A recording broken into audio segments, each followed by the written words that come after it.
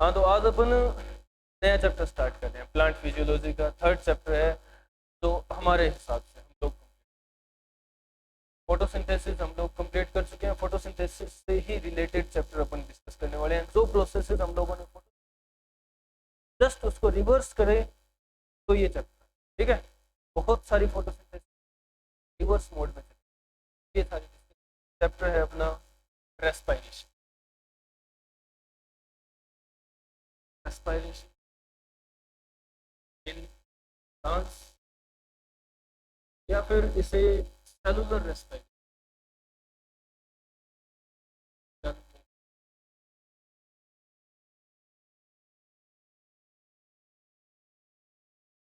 Respiration in plants या फिर cellular respiration.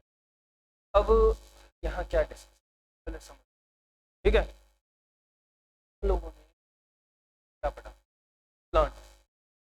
क्या करता है, प्लांट क्या करता है, प्लांट इनऑर्गेनिक, इनऑर्गेनिक एनर्जी की हेल्प से और एक specific chemical composition complex organic food substance, carbohydrate या फिर जस्ट फॉर कार्बोहाइड्रेट को सिंथेसाइज कर, क्यों करता है, कारण कि प्लांट्स या फिर जो एनिमल्स है वो किसी न किसी तरह डायरेक्टली या इनडायरेक्टली फूड रिक्वायरमेंट्स के लिए इसी प्रोसेस, इससे ही ऑर्गेनिक फूड वो किसी फॉर्म में भी यूज करे इस अर्थ पे जितने भी लिविंग ऑर्गेनिज्म, ठीक है, समझ रहे हो। अब उसे यूज किस तरह से करेंगे, हम लोग कह देते हैं यूज करेंगे, बहुत करने का तो पैटर्न है, क्यों यूज खाना खाने का कारण है कि उससे हम एनर्जी लेते हैं और उस एनर्जी की हेल्प से हमारा मेटाबॉलिज्म, हमारा डेवलपमेंट या हमारी ग्रोथ, ठीक है, समझ रहे हो, एनर्जी की हम लोग डायरेक्ट किसी सोर्स से एनर्जी नहीं दे सकते इस ऑर्गेनिक के अलावा, क्लियर है, समझ रहे हो। इनडायरेक्टली भी अगर डिपेंड है तो भी इसी पर। तो आफ्टर ऑल हमारे लिए सोर्स क्या है, यही ऑर्गेनिक फूड। तो सबसे सिंपल हम लोगों ने कहा कार्बोहाइड्रेट, तो कार्बोहाइड्रेट, तो इससे कैसे एनर्जी मिलती, ठीक है, इस कार्बोहाइड्रेट में इस तरह हमारे सेल्स एनर्जी निकालते हैं, ठीक है, मतलब इसके जो केमिकल बॉन्ड है और किस तरह उस एनर्जी, अब तक फोटोसिंथेसिस में प्लांट्स के अंदर हम लोगों ने जो देखा कि वो, अब अपन उसका ब्रेकडाउन, फिर अब उसका ब्रेकडाउन करें और उससे एनर्जी निकालेंगे, यही चैप्टर। अब ये चैप्टर कॉमन, ये प्लांट्स में भी एज इट इज ऐसी ही प्रोसेस होती है और हमारे अंदर, ठीक है, हालांकि इसे इंक्लूड किया गया है प्लांट फिजियो में, बट ये कॉमन कॉमन चैप्टर है, फिर एनिमल्स में भी और प्लांट्स में, समझ लो, क्योंकि ऑर्गेनिक फूड सब्सटेंस से एनर्जी निकालने का जो मैकेनिज्म प्लांट्स यूज करते हैं, फिर समझ लो, हालांकि हम लोग प्लांट्स में डिस्कस करेंगे बट कॉमन है सभी के अंदर ऐसा ही, फिर तो एक्चुअल में है क्या रेस्पिरेशन। तो रेस्पिरेशन ये टर्म हम लोग एक बार एक एनिमल फिजियोलॉजी या ह्यूमन फिजियोलॉजी पर्टिकुलर एक चैप्टर है, वहाँ और इस रेस्पिरेशन क्या डिफरेंस, क्या सिमिलर, तो वहाँ तो पूरी रेस्पिरेटरी प्रोसेस है, हम एक पार्ट, यहाँ उसका दूसरा पार्ट, ठीक है। वहाँ हम लोगों ने क्या डिस्कस किया, रेस्पिरेटरी प्रोसेस का एक पार्ट डिस्कस, इस ऑर्गेनिक फूड मॉलिक्यूल के ब्रेकडाउन के लिए रिक्वायर्ड ऑक्सीजन ऑक्सीजन एनवायरमेंट से जाती है, और ब्रेक डाउन के बाद जो इनऑर्गेनिक सब्सटेंसेस बचते हैं उनमें कार्बन डाइऑक्साइड। ठीक है, अब एनिमल्स या फिर हम लोग, तो हम लोग ये कैसे करते हैं कि ऑक्सीजन कैसे लेते हैं, कार्बन डाइऑक्साइड कैसे छोड़ते हैं, ये हम लोगों ने वहां, ठीक है, बट ये क्यों होता है, इस चीज कारण, तो वो पार्ट अपन यहाँ, रीजन ऑक्सीजन रिक्वायरमेंट का रीजन ये है कि हम लोग या हमारे सेल्स एनर्जी के बिना काम, एनर्जी अभी बात की हम लोगों ने डायरेक्टली इनडायरेक्टली, ठीक है, अब उस फूड सिस्टम से एनर्जी निकालने के लिए तोड़ेंगे कैसे, तो वो कॉम्प्लेक्स ऑर्गेनिक ऑक्सीजन की हेल्प, और उससे एक तरह ऑक्सीडेटिव ब्रेकडाउन, फिर ऑक्सीजन उसके अंदर जोड़ करके उसे तो, और हमारी बॉडी में ऑक्सीजन, तो हम लोगों को, इसलिए वहां हम लोग समझ रहे हो, और इस ब्रेकडाउन से एट लास्ट जब हम लोग एनर्जी निकाल चुके होंगे, ऑर्गेनिक हाइड्रोकार्बन ही तो है, एक कार्बन हाइड्रोजन का मिक्सअप भी तो है, समझ गए, एक अरेंजमेंट ही है जिसमें हम लोग बाहर से ऑक्सीजन और जोड़ रहे हैं, तो यहाँ फिर दो मेन इनऑर्गेनिक सब्सटेंस, वो क्या है, एक है कार्बन डाइऑक्साइड, ठीक है, अगर अपन अपनी बात करें तो कार्बन डाइऑक्साइड हमारे लिए टॉक्सिक होती है, फिर क्या करते हैं उसे बाहर, इसलिए वहां, ठीक है, बीच का स्टेप ये ऑक्सीजन कैसे ले कार्बन डाइऑक्साइड, सिर्फ इतना पड़ा वहां कि ऑक्सीजन दे कार्बन डाइऑक्साइड, अब वो बीच का स्टेप पड़ा, ठीक है, ऑक्सीजन क्यों ली, किस तरह यूज करेंगे सेल्स, और किस तरह कार्बन डाइऑक्साइड बनेगी, कार्बन डाइऑक्साइड, ये, ठीक है, तो यहाँ क्या हो रहा है, ऑर्गेनिक कॉम्प्लेक्स ऑर्गेनिक ब्रेकडाउन, इसमें सिंपल इनऑर्गेनिक या ऑर्गेनिक, कुछ छोटे ऑर्गेनिक, ठीक है, तो ये समझ गए, और इससे क्या होगा, अब उस एनर्जी को यूज किस तरह से करेंगे, सारी एनर्जी एक साथ मिलाएंगे, तो फिर क्या किया यूज किया ही नहीं था, उसको हम लोग करेंगे हमारे अंदर ऐसी फॉर्म सिंथेसाइज कर देंगे जो कि उस स्टोर्ड हो, ठीक है, यानी ब्रेकडाउन स्टोर कर, ठीक है, बाद में सेल को यूज करना होगा तो स्टोरेज में से उठाएगा यूज कर, वो फॉर्म क्या है, वो करेंसी है, और वो एटीपी, तो अपन यहाँ से एटीपी, ये कॉम्प्लेक्स ऑर्गेनिक ऑक्सीडेटिव ब्रेकडाउन से जो एनर्जी करेंगे एटीपी, ठीक है, ताकि एटीपी, फिर अब note aspiration, it is oxidative breakdown,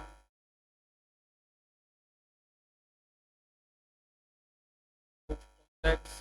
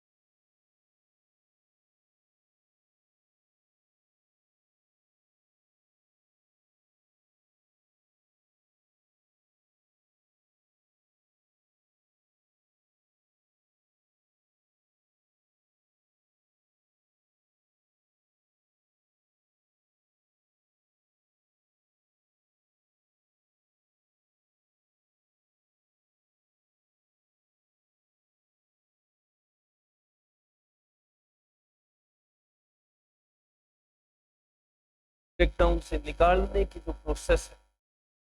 ये फिर ये रेस्पिरेशन की डेफिनेशन। ठीक है, अब जब हम इसके डिटेल्स में जाते हैं तो यहाँ हम, ठीक है, ऑक्सीजन की हेल्प से, क्या ऑक्सीजन की हेल्प से ही होता है क्या? ऑक्सीजन नहीं हो सकता क्या? होता है, होता है, ठीक है, होता है, बट एक एक्सटेंट, ठीक है, एक अलग प्रोसेस। इस बेसिस पे इस ऑक्सीजन के बेस पे कि रेस्पिरेशन जो हम लोगों को वो पर्टिकुलर यही है, हम लोग ऑक्सीडेटिव ब्रेकडाउन नहीं करते, बट अगर डिस्कस करना हो जाए फर्दर तो फिर दो टाइप कौन कौन?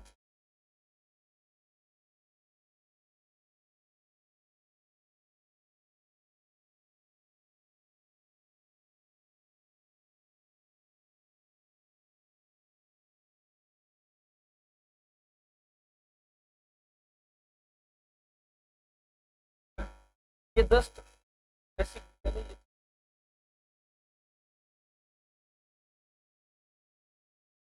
दो तरह के एक तो ऑक्सीजन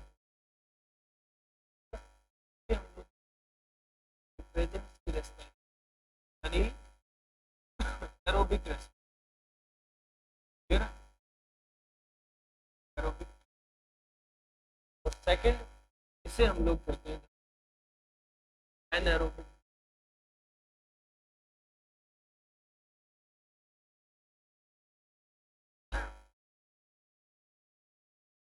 तो देखो एरोबिक और एनारोबिक रेस्पिरेशन में डिफरेंस क्या है, ये हमें सिंपल पता है कि यहाँ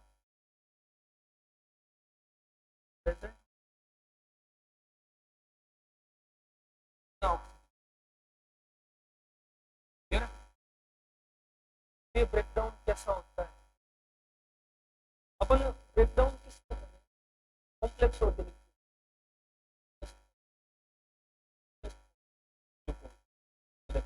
यहाँ किस तरह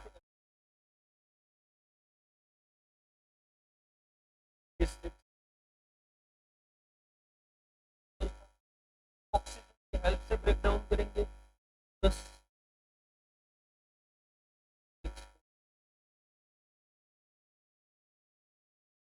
फिर कंप्लीट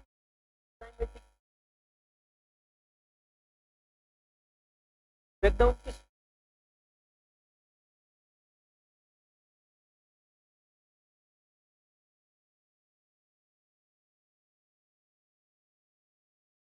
ठीक है, ये इसको अपन पर्टिकुलर 12 तब लिखेंगे जब यहाँ,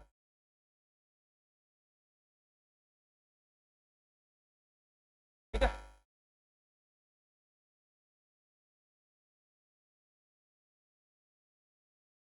ये रिएक्शन तुम्हें देख के कैसा लग रहा है? हम लोगों ने जस्ट फोटोसिंथेसिस एरो चेंज, जो फोटोसिंथेसिस में प्रोडक्ट मिले थे वो यहाँ रिएक्टेंट, और जो फोटोसिंथेसिस में रिएक्टेंट थे वो यहाँ, ठीक है, हमारे अंदर ये कैपेबिलिटी है, ठीक है, एनिमल्स की रिवर्स कैपेबिलिटी सिर्फ, फिर ये ब्रेकडाउन हुआ, इसी के साथ ये तो बाई प्रोडक्ट तो हमें मिले, तो ये ब्रेकडाउन क्यों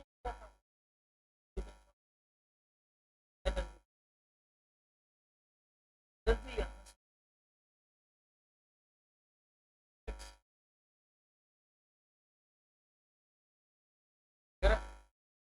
इसे हम लोग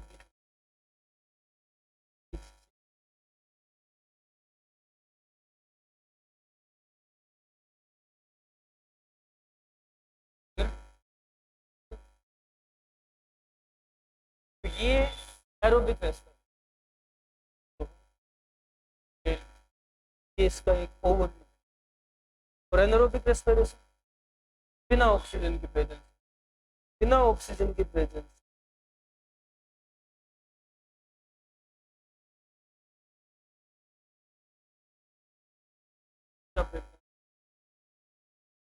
ये दो तरह,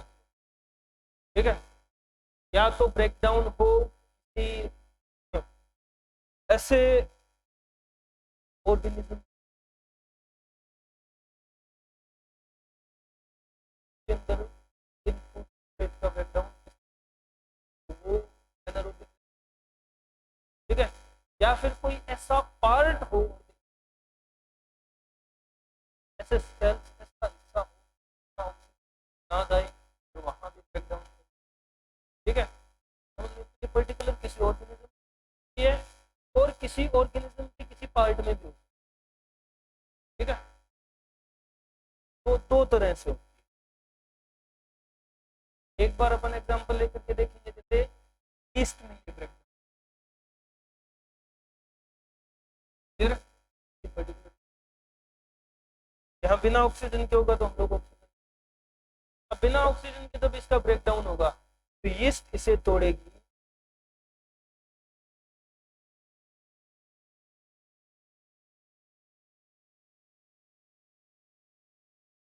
ठीक है, ये ये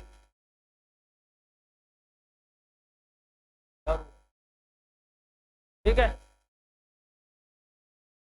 यही पीते पीने वाले, तो ये नेक्स्ट। अब देखो यहाँ कार्बन है, फिर यहाँ कितनी आई, 4, तो 2 कार्बन यहाँ, कार्बन डाइऑक्साइड, ये एनारोबिक रेस्पिरेशन है, तो यीस्ट कर अल्कोहल बन रहा है, इसलिए इसे अल्कोहलिक रेस्पिरेशन, ठीक है, समझ लो। और एक्चुअल में जो एनारोबिक रेस्पिरेशन है तो इसे मोर करेक्ट, फिर ये क्या है, अल्कोहल,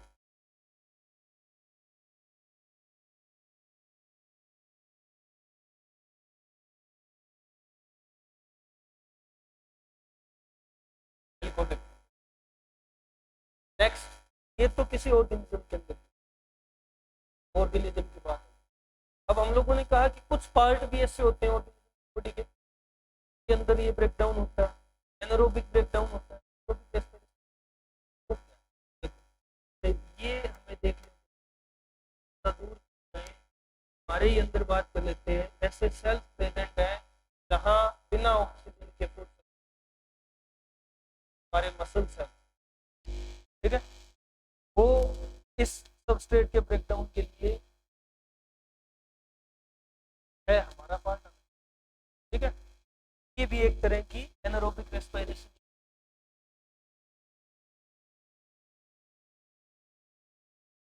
कुछ नहीं ब्रेकडाउन, ठीक है, लाइक उनके पास हीमोग्लोबिन भी होता है बट वो यूज ब्रेकडाउन, ठीक है।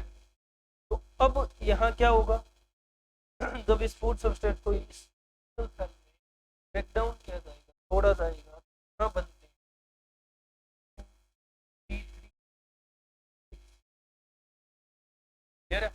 ये क्या होता है, ये होता है लैक्टिक, ये होता है लैक्टिक। अब यहाँ कार्बन कितनी दिशा है, यहाँ कितनी है, कार्बन ही नहीं, ये लैक्टिक एसिड, ये भी एक तरह की एनारोबिक रेस्पिरेशन और एक तरह का फर्मेंटेशन है, बट इससे फर्मेंटेशन रीजन क्योंकि ये एक लिविंग सेल हमारी बॉडी में होता है, फिर इसको पर्टिकुलर एनारोबिक टर्म एक ही है, यूज कर सकते हो तुम लोग, ठीक है, इसे लैक्टिक एसिड फर्मेंटेशन कह सकते हो। अब तुम लोग रीजन ढूंढने जाओगे क्यों नहीं कहते, तो उसका कोई ये हमारी बॉडी में हो रहा है, और फर्मेंटेशन एक जनरल टर्म यूज की जाती है कि हम लोग कहीं भी कोई डो मेकिंग वगैरह चीज मेकिंग इनमें यूज करें वो प्रोसेस, ताकि फर्मेंटेशन एनारोबिक रेस्पिरेशन को कहते हैं, कह सकते हैं बट नहीं, तो ये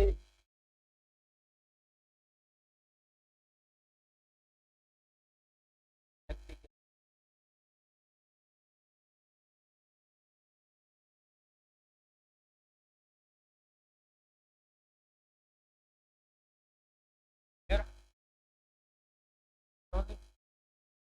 तो इस तरह से ऑक्सीजन की प्रेजेंस में भी और ऑक्सीजन ब्रेक डाउन होता है। अब हम लोगों ने यहाँ एक चीज ध्यान दो, ब्रेक डाउन तो कर दिया, ऑर्गेनिज्म में भी कर दिया और ऑर्गेनिज्म के किसी पार्ट में भी कर दिया, बट ये ब्रेक डाउन क्या सिर्फ ये दारू बनाने के लिए, लैक्टिक एसिड बनाने, यहाँ भी ब्रेक डाउन तो एनर्जी रिलीज बनाने के लिए, ठीक है। यहाँ कितनी एनर्जी, तो कैलोरी, यहाँ कितनी, यहाँ एनर्जी बहुत लोवेस्ट फॉर्म में, लो वैल्यू के साथ, इन दोनों ही फर्मेंटेशन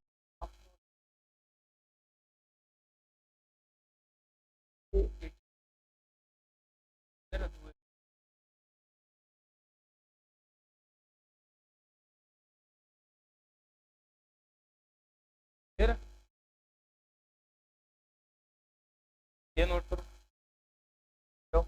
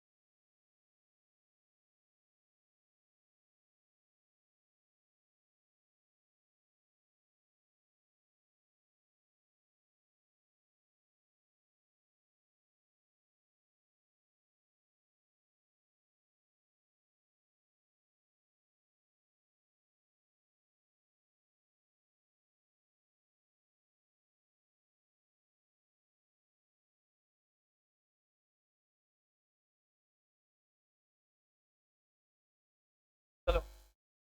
ये दो टाइप की, हालांकि इसकी डिटेल डिस्कस नहीं की है हम लोगों ने, बाकी डिटेल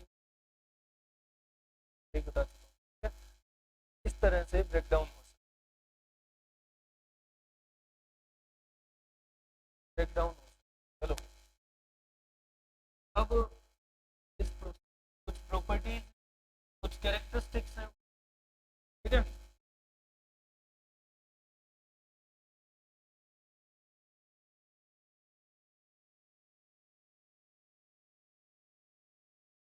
तो ये रेस्पिरेशन की प्रोसेस किस तरह की प्रोसेस है, अगर अपन कैरेक्टरिस्टिक बताने लगे या कोई कैरेक्टरिस्टिक फाइंड करनी हो, किस तरह से कैसी प्रोसेस है, तो देखो रेस्पिरेशन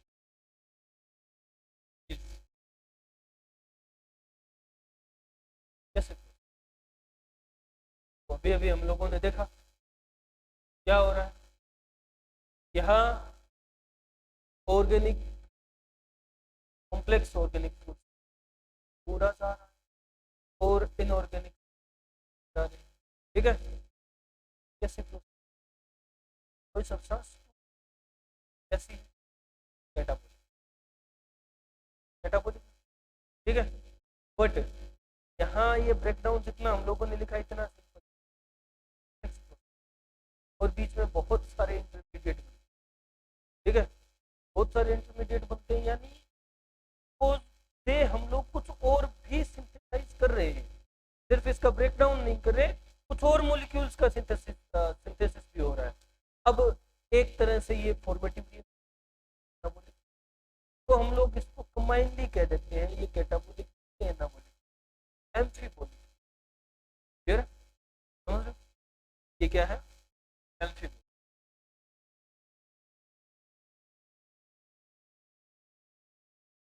नेक्स्ट ऑर्गेनिक फूड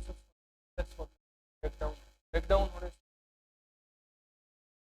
साथ में एनर्जी। ठीक है, नहीं दी ना, एरो पे कहीं नहीं लिखा ना, कोई हीट एनर्जी, कोई सनलाइट, कुछ नहीं लिखा, तो मतलब एनर्जी। लास्ट में हम लोगों ने 686 किलो कैलोरी, 36 या 38 एटीपी लिखी, तो एनर्जी मिली जरूर है। ठीक है, एनर्जी मिल रही है इस प्रोसेस से, कैसे प्रोसेस, ये एनर्जी देने वाली प्रोसेस तो एक्सर्गोनिक, क्लियर है, समझ,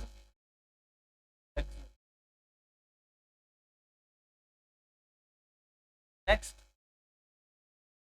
नेक्स्ट इस प्रोसेस में इतना दिख रहा है, इतना सिंपल है नहीं, बहुत सारे एंजाइम्स यूज होंगे और उनकी हेल्प से ये प्रोसेस, ठीक है, एंजाइम बेस्ड, ठीक है,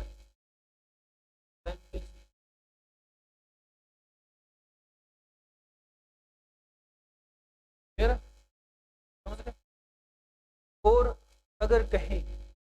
ये जो रिएक्शन है इसमें बहुत सारे स्टेप, ठीक है, बहुत सारे, तो स्टेप वाइज करके, क्लियर, अलग अलग अलग अलग स्टेप, और वो स्टेप कंप्लीट होते जाएंगे, एट लास्ट हमें रिजल्ट देंगे। बट इतने स्टेप है कि तुम लोग काउंट करने तक, मल्टी स्टेप।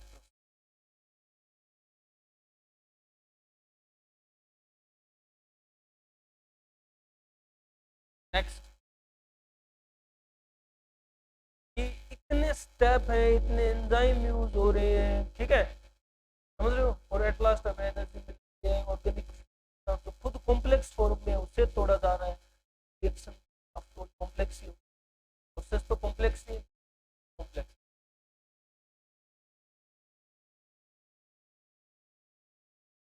और ये कॉम्प्लेक्स प्रोसेस कहाँ हो रही है, एक कॉम्प्लेक्स प्रोसेस परफॉर्म की जा रही है एक सेल के अंदर, सेल सिस्टम, सेल की सेल ऑर्गेनिज्म, क्लियर है, सेल का मैट्रिक्स यूज किया जाएगा, तो आफ्टर ऑल एक लिविंग सेल के लिए एक सेल, क्लियर है, सेल के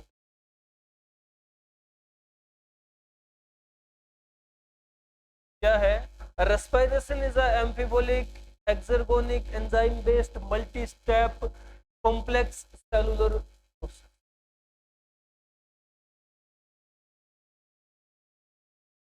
रेस्पिरेशन समझ गए कैसे एम्फिबोलिक,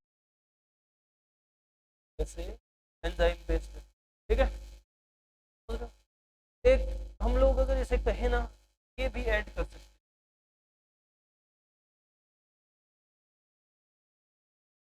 ये डाउन हिल, डाउन हिल का मतलब क्या है, डाउन हिल का मतलब क्या होता है,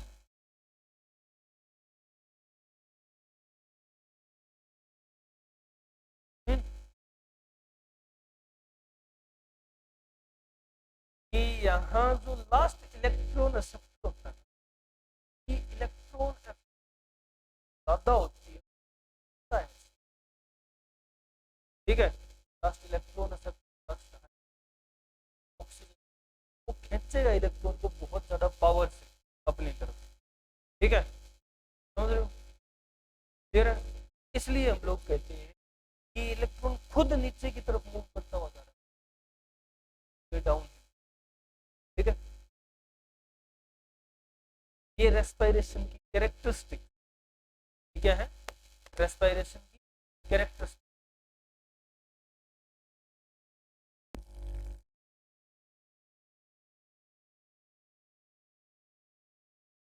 हम यहाँ एक पॉइंट और ऐड कर सकते हैं,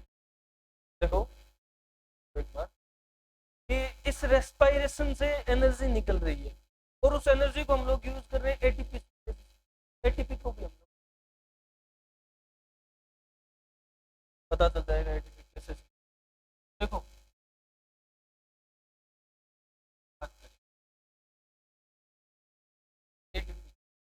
एटीपी,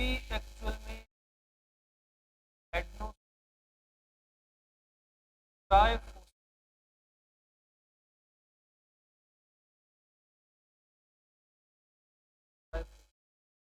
फिर अब ये एडेनोसिन ट्राइफॉस्फेट, इसकी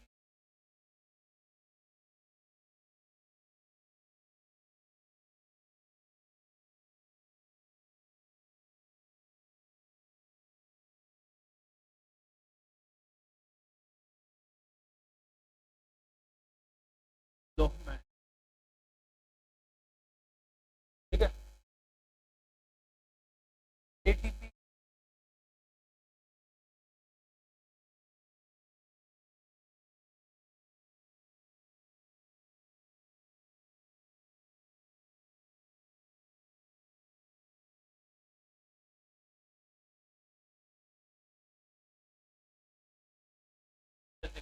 क्यों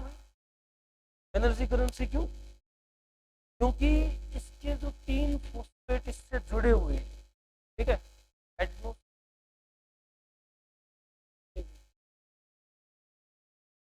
ये अपने जो बॉन्ड बनाते हैं जिससे ये जुड़ते हैं, फिर ये बॉन्ड बनाने के लिए एनर्जी चाहिए, तो हमारे पास जो एक्स्ट्रा एनर्जी होती है, ठीक है। फिर जब जरूरत पड़ी इस बॉन्ड को तोड़ा और इस बॉन्ड पे टूटने, ठीक है। कैसे निकलती, कितनी एनर्जी के अमाउंट निकलती है, तो देखो अगर हम लोग एक एटीपी को तोड़, एक एटीपी, एटीपी किस एटीपी बनेगा, एक फॉस्फेट निकाल दी, ट्राइफॉस्फेट थी, डाइफॉस्फेट बच गई, ठीक है, और साथ में एक फॉस्फेट निकल गई, और साथ में एनर्जी निकल, एनर्जी कितनी निकलती है यहाँ, यहाँ एनर्जी, फिर तो पहला एटीपी बॉन्ड हाई एनर्जी रहेगी, फिर अच्छी एनर्जी रखता है, 7.3 किलो कैलोरीज एनर्जी, समझ गए। नेक्स्ट, इस एडीपी का भी फिर अगर फर्दर ब्रेकडाउन किया जाए, एडीपी का ब्रेकडाउन किस में होगा, एडीपी का ब्रेकडाउन होगा एएमपी, क्योंकि डाइफॉस्फेट था, एक फॉस्फेट बॉन्ड और तोड़ दिया, मोनोफॉस्फेट बच गया, मोनोफॉस्फेट, और तो इसमें कितनी एनर्जी निकलेगी, तो यहाँ सेकंड बॉन्ड की एनर्जी कम हो जाती है, और ये एनर्जी है 6, फिर चलो नेक्स्ट, अब फिर फर्दर अगर इस एएमपी को भी तोड़ा जाए, एएमपी तो क्या बचे, लास्ट अगर हम लोग पढ़े तो देखो, तो यहाँ सिर्फ एटमॉस्फेयर और ग्लाइकोज और एक इनऑर्गेनिक ये इस तरह टूटेगा, कि अब तो इसका जो एक्चुअल स्ट्रक्चर है एडनोसिन वही खत्म हो जाएगा, समझ गए, और एनर्जी निकल, अब एनर्जी कितनी निकलेगी, अब यहाँ एनर्जी निकल,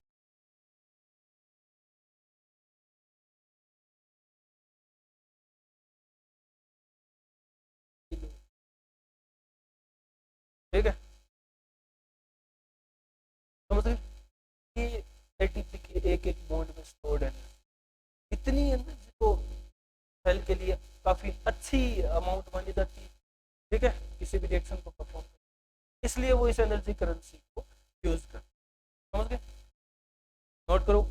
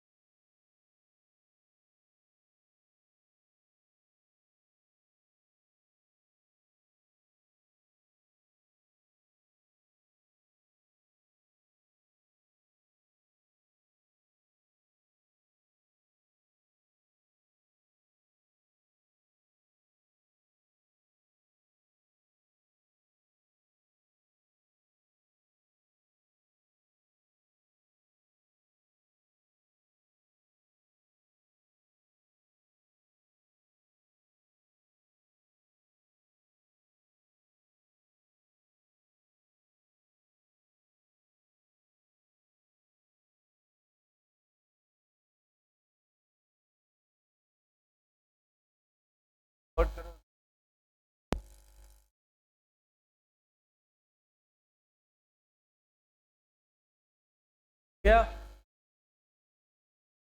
ये एटीपी।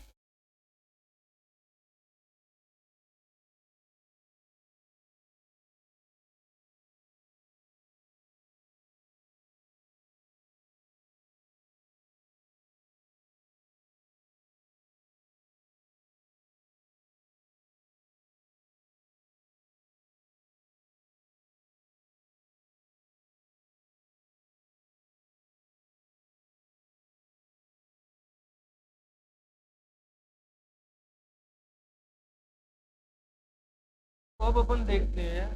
भाई इस रेस्पिरेशन में तो हम बार बार कह रहे हैं कि organic food substance, complex organic food substance, complex organic substance, इसे तोड़ा जाएगा, इसका ब्रेकडाउन होगा। क्या होता है, कौन सा सब्सटेंस का ब्रेकडाउन रेस्पिरेटरी सबस्ट्रेट के रूप में यूज किसे करेंगे, वो बात करें। ठीक है, यानी अपन डिस्कस करने वाले हैं रेस्पिरेटरी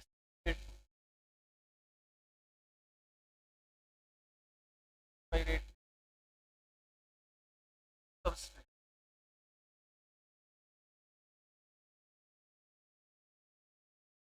अगर रेस्पिरेटरी सबस्ट्रेट की बात करें तो देखो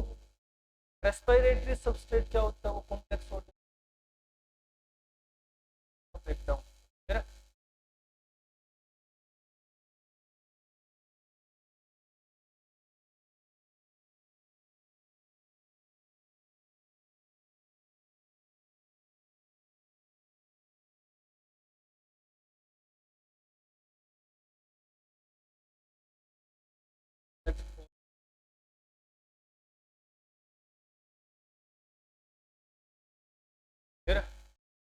कॉम्प्लेक्स ऑर्गेनिक,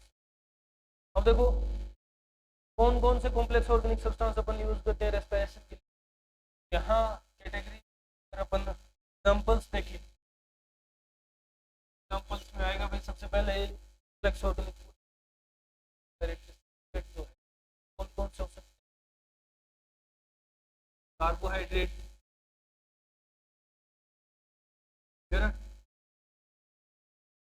प्रोटीन, फैट, और कुछ ऐसे प्लांट्स भी जो स्पेसिफिक ऑर्गेनिक एसिड्स को रेस्पिरेटरी सबस्ट्रेट के तौर पे क्लियर।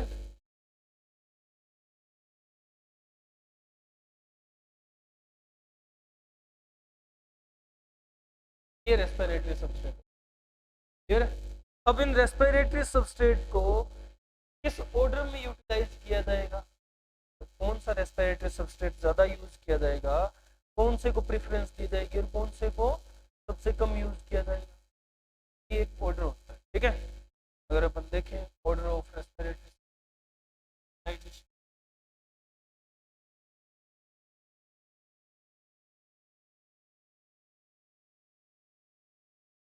यूटिलाइजेशन का ऑर्डर होता है कि सबसे ज्यादा प्रेफरेंस दी जाएगी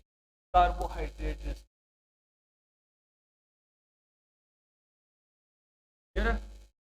कार्बोहाइड्रेट के बाद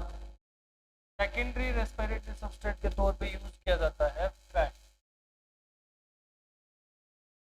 फैट के बाद प्रेफरेंस दी जाती है प्रोटीन को,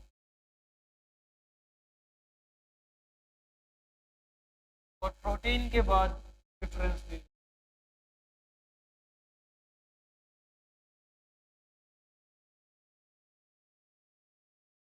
फिर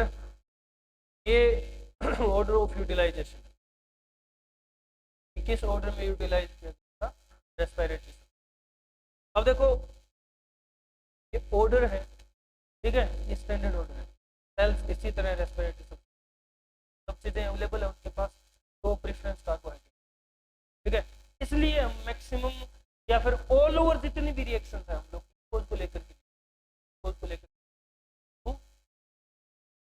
कॉमन या सबसे ज्यादा यूटिलाइज होने वाला रेस्पिरेटरी। ठीक है, ये नहीं होगा यानी इसका एक भी मॉलिक्यूल नहीं होगा तब जाकर के सेल फैटी, ठीक है, समझ गए। अगर फैट का भी एक मॉलिक्यूल, एक सिंगल मॉलिक्यूल सेल को अवेलेबल नहीं है तब वो प्रोटीन इस तरह ऑर्डर। अब ये रेस्पिरेटरी जो सबस्ट्रेट्स हैं इनको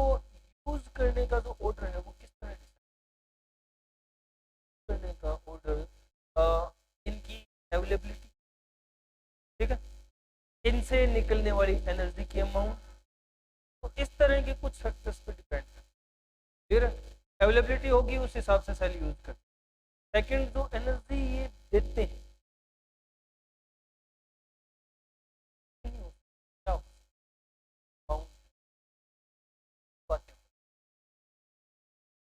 इन रेस्पिरेटरी सबस्ट्रेट्स की एनर्जी कैलकुलेट कर लेते हैं। कौन सा रेस्पिरेटरी सबस्ट्रेट एनर्जी, फिर ये जो एनर्जी कैलकुलेशन है ये अपन दो फॉर्म में करते हैं। फिर दो फॉर्म जैसे कि रेस्पिरेटरी सबस्ट्रेट सेल यूज करेंगे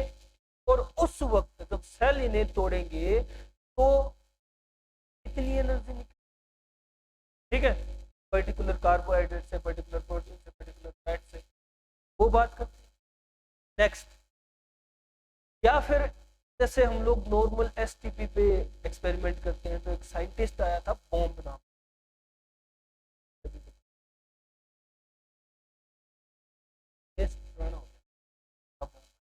चलो, तो अब क्या हुआ कि बॉम्ब नाम के साइंटिस्ट ने इसका एक्सपेरिमेंटल, सेल में होता, सेल में हम लोगों ने चेक कर लिया, एनर्जी की अमाउंट पता चल गई, बट उसने एक्सटर्नली एक इंस्ट्रूमेंट बनाया,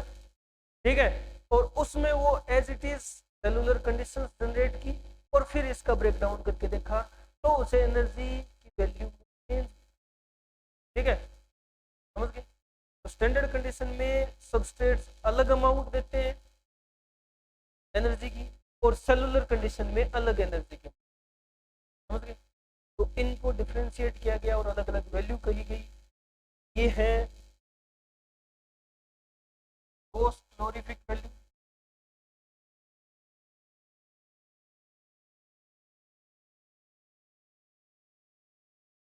और फिजियोलॉजिकल कैलोरीफिक,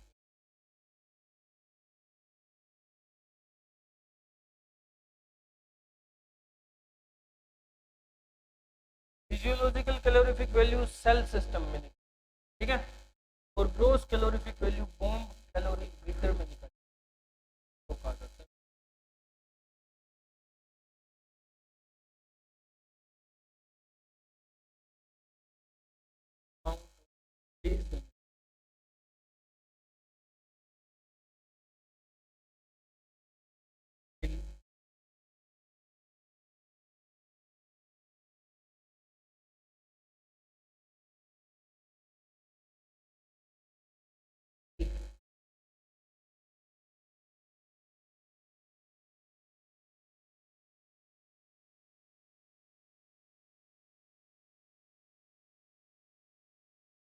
सेल्स।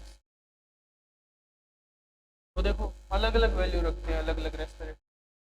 जैसे अगर अपन बात करें कार्बोहाइड्रेट,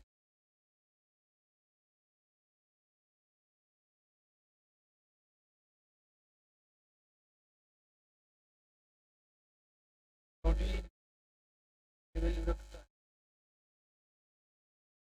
और फैट,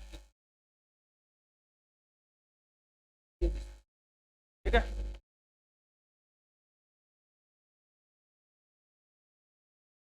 ये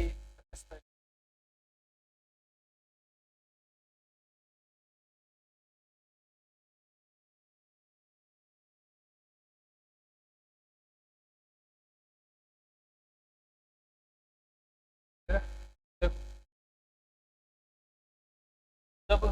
होम कैलोरीमीटर में इसकी वैल्यू निकाली गई तो देखो ग्रोस कैलोरीफिक वैल्यू कितनी आई, ग्रोस कैलोरीफिक वैल्यू तो एक्चुअल अमाउंट, ठीक है, एक्सटर्नल एनवायरमेंटल कंडीशंस प्रोवाइड करके तो वैल्यू निकाली। वो कार्बोहाइड्रेट ने एनर्जी दी 4.1, फिर प्रोटीन से जो एनर्जी मिली वो थी 5.65 किलो कैलोरी, फिर और फैट से जो एनर्जी मिली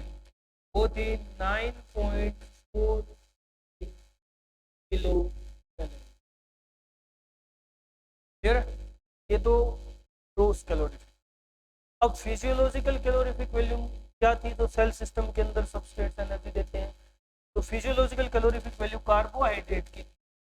4.0 kilo calorie. Physiological value protein की जो थी सेल सिस्टम वो भी 4.0 किलो कैलोरी। फिर और फैट्स की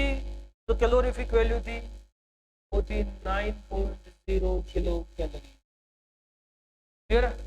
स्टैंडर्ड अमाउंट नहीं आई थी, standard amount gross calorific value bomb calorimeter में भी, ठीक है। ये रेस्पिरेटरी सबस्ट्रेट है, रेस्पिरेटरी सबस्ट्रेट की यूटिलाइजेशन का ऑर्डर है और उनकी ग्रॉस कैलोरीफिक और फिजियोलॉजिकल कैलोरीफिक वैल्यू है,